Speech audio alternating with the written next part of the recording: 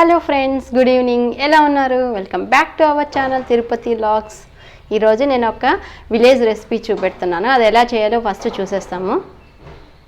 ఇవి వచ్చి శనక్కాయలు. ఈరోజే చెట్లో నుంచి తీసుకొచ్చాము కాయలంతా కూడా. ఈరోజు చెట్టు అంతా పీకేసి వాటిలో నుంచి కాయలంతా ఒలుచుకొచ్చాము.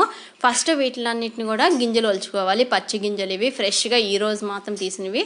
ఇలా తీసుకొని వీటిని మనం ఫస్ట్ వాటర్తో బాగా క్లీన్ చేసుకోవాలి. ఎందుకంటే పచ్చెనకాయల నుంచి అంత మట్టి అంతా ఉంటుంది కదా, సో అదంతా ఉండకుండా బాగా వాటర్తో క్లీన్ చేసుకొని మనం ఒక కప్పులోకి తీసుకోవాలి. ఫస్ట్ ఇలా తీసుకున్నాక ఇందులో మనము ఫస్ట్ కొద్దిగా సాల్ట్ అనేది యాడ్ చేసుకొని కొద్దిగా వాటర్ యాడ్ చేసుకొని బాయిల్ చేసుకోవాలి.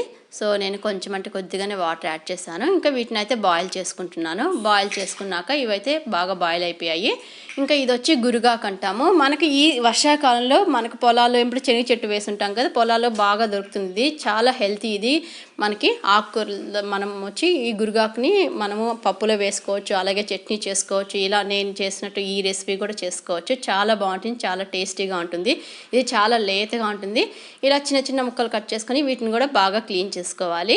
ఇప్పుడు ఇలా క్లీన్ చేసుకున్నాక వాటర్ అంతా తీసేసి ఒట్టి ఆకునే మనము కొద్దిసేపు బాయిల్ చేసుకోవాలి. స్టవ్ పైన పెట్టుకొని బాయిల్ చేసుకోవాలి. ఇది హై ఫ్లేమ్లో కాకుండా మీడియం ఫ్లేమ్లో పెట్టుకొని మనం బాయిల్ చేసుకున్నామంటే ఇందులో కొద్దిగా వాటర్ అనేది వస్తుంది. ఈ వాటర్ని ఫస్ట్ వంపేసేయాలి. ఈ వాటర్ అంటే కొద్దిగా మనకు టేస్ట్ అనేది బాగుండదు, అందుకని కొద్దిగా వాటర్ వంపేసిన తర్వాత మళ్ళీ ఇందులో కొద్దిగా వాటర్ యాడ్ చేసుకొని ఇందులో పచ్చిమిర్చి ఉంటుంది కదా, పచ్చిమిరపకాయలని యాడ్ చేసుకోవాలి. మనకు ఎంత కారం కావాలంటే అంత అన్ని మిరపకాయలు వేసుకోవాలి. వేసుకొని కొద్దిగా మనము పసుపు కూడా యాడ్ చేసుకొని బాగా బాయిల్ చేసుకోవాలి. కొద్దిగా బాయిల్ అయిన తర్వాత ఇందులో చింతపండు కూడా యాడ్ చేసుకొని బాయిల్ చేసుకున్నాము. ఇదైతే బాయిల్ అయిపోయింది. ఇప్పుడు మనం పప్పు గుత్తి తీసుకొని దీన్ని మెత్తగా మనము పేస్ట్ చేసుకోవాలి. కొంచెం వేడిగా ఉన్నప్పుడు కొద్దిగా చల్లారిన తర్వాత పేస్ట్ చేసుకోవాలి. నేనైతే వేడిగా ఉన్నప్పుడే ఇంకా పేస్ట్ చేసేసుకున్నాను. ఇలా పేస్ట్ చేసుకున్నాక ఇప్పుడు మనము దీన్ని తాలింపు వేసుకుందాము. ఇప్పుడు అదే దీంట్లో మనము కొద్దిగా ఆయిల్ యాడ్ చేసుకొని ఇది వచ్చి వడియం అంతా కూడా వేగిన తర్వాత నేను వచ్చి ఒక ఆనియన్ తీసుకున్నాను. ఆనియన్ని ఈ విధంగా చిన్న చిన్న ముక్కలుగా కట్ చేసుకొని దీన్ని కూడా ఫ్రై చేసుకోవాలి. దీంట్లో కొద్దిగా కరివేపాకు కూడా యాడ్ చేసుకొని ఇది వచ్చి మరీ ఆనియన్స్ అని మరీ ఎక్కువ వేగాల్సిన అవసరం లేదు. జస్ట్ మనకి కొద్దిగా వేగితే చాలు. తర్వాత వచ్చి బాగా మనము పేస్ట్ చేసుకున్నాం కదా, ఆకుని ఇందులో యాడ్ చేసేసుకోవాలి. యాడ్ చేసుకొని కొద్దిసేపు ఈ విధంగానే బాయిల్ చేసుకోవాలి.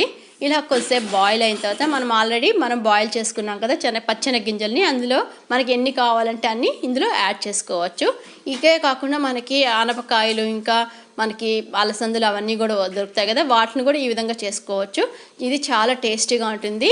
ఈ శనగగింజలు ఇలా వేసిన తర్వాత మనము కొంచెం కూర అంతా కూడా కొంచెం బాయిల్ అయ్యే వరకు మనము స్టవ్ పైన పెట్టుకోవాలి. ఇప్పుడైతే ఇది రెడీ అయిపోయింది.